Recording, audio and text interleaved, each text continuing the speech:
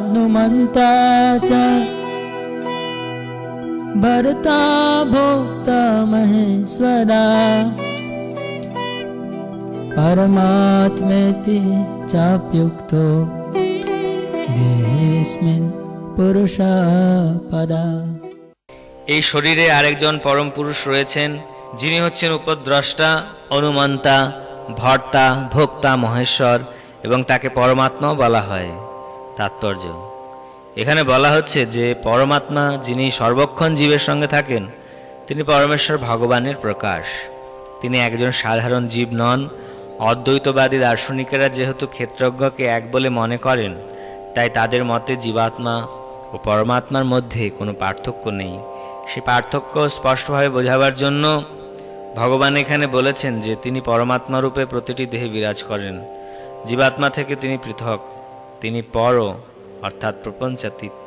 জীবাত্মা কোনো বিশেষ ক্ষেত্রের কার্যকলাপ উপভোগ করে থাকেন, কিন্তু পরমাত্মা সীমিত ভোক্তা বা দেহের কর্মফলের ভোক্তারূপে থাকেন না। তিনি বিরাজ করেন সাক্ষী, পর্যবেক্ষক, অনুমোদনকারী ও পরম ভোক্তারূপে। তার নাম হচ্ছে পরমাত্মা, জীবাত্মা নয়। তিনি প্রপঞ্চাতীত। এখানে স্পষ্টভাবে বোঝানো হয়েছে যে আত্মা ও পরমাত্মা ভিন্ন। পরমাত্মার হস্ত পদ সর্বত্রই আছে, কিন্তু জীবের তা নেই। যেহেতু পরমাত্মা পরমেশ্বর ভগবান, তাই তিনি প্রতিটি জীবের অন্তরে থেকে জীবাত্মার ভোগ বাসনাগুলি মঞ্জুর করেন। পরমাত্মার অনুমোদন ব্যতীত জীবাত্মা কিছুই করতে পারে না। জীবাত্মা হচ্ছে ভুক্ত বা প্রতিপালিত এবং ভগবান হচ্ছেন ভোক্তা বা প্রতিপালক। অসংখ্য জীব আছে এবং তিনি তাদের পরম সুহৃদ্রূপে তাদের অন্তরে বিরাজ করেন।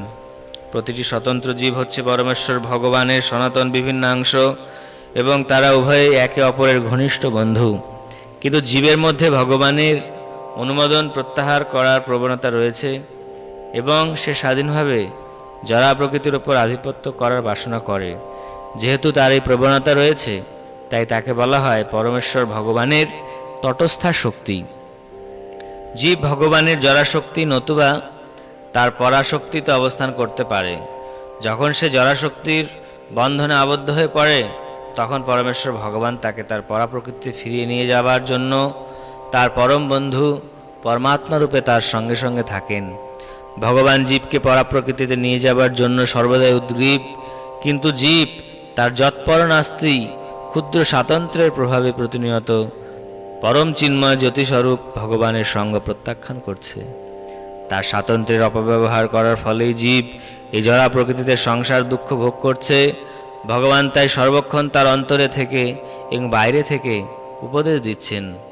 বাইরে থেকে তিনি ভগবদ্গীতার উপদেশ দিচ্ছেন এবং অন্তর থেকে তিনি জীবের দৃঢ় প্রত্যয় উৎপাদন করার চেষ্টা করছেন যে এই জড়জগতে তার কোনো কর্ম আনন্দদানের পক্ষে উপযোগী নয়। তিনি বলছেন, এই সব কিছু পরিত্যাগ করে আমার প্রতি বিশ্বাসভাজন হও, তাহলেই তুমি সুখী হতে পারবে। এভাবেই বুদ্ধিমান ব্যক্তি পরমাত্মা বা পরম পুরুষোত্তম ভগবানের প্রতি তার বিশ্বাস অর্পণ করে সচ্চিদ আনন্দময় জীবনের দিকে অগ্রসর হতে শুরু করেন।